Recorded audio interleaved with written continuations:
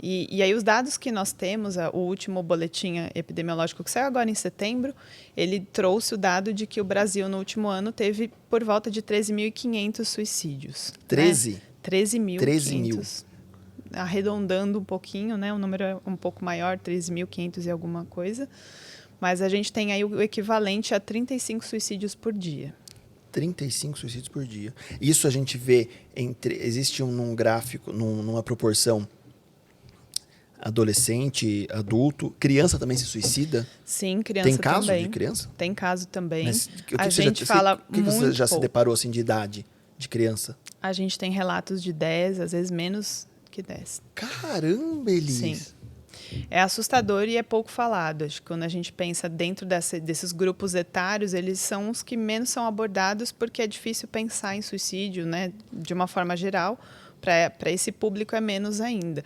O que a gente tem do último dado, tanto do relatório da Organização Mundial da Saúde, é que houve um aumento, e um aumento em todos esses grupos etários, mas principalmente 81% no grupo dos adolescentes. Então, a gente teve um aumento. Ou seja, a gente tem que ter um olhar então, para os adolescentes de uma forma diferente.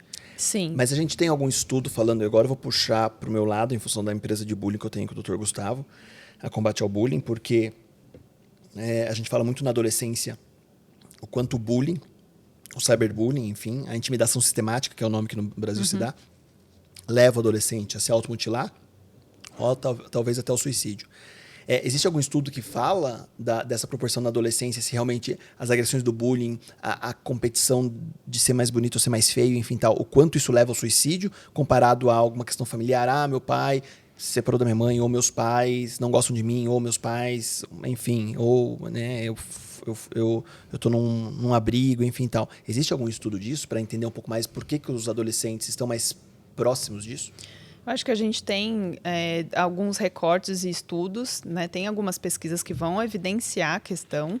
O ponto é que a gente, justamente por trabalhar com um tema que ele é complexo e multideterminado, a gente dificilmente vai conseguir fazer essa estimativa precisa do que, de fato, para aquela história e, consequentemente, se a gente for expandir para um grupo de faixa etária, o que é predominante se a gente for comparar família, escola, porque a gente evita justamente porque a gente tem muito ainda, infelizmente, essa abordagem simplista do suicídio como causa e efeito, né? E a gente sabe que não funciona dessa forma.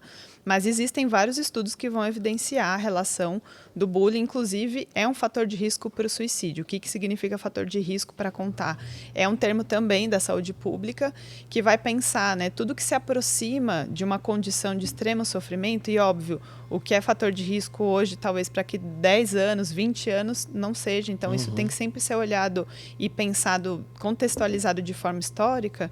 Mas a gente sabe que existem alguns fatores de risco que colocam pessoas, né, mais próximas do suicídio, e no outro lado dessa balança existem os fatores de proteção, que é o que justamente, né, daria conta de diminuir sofrimento.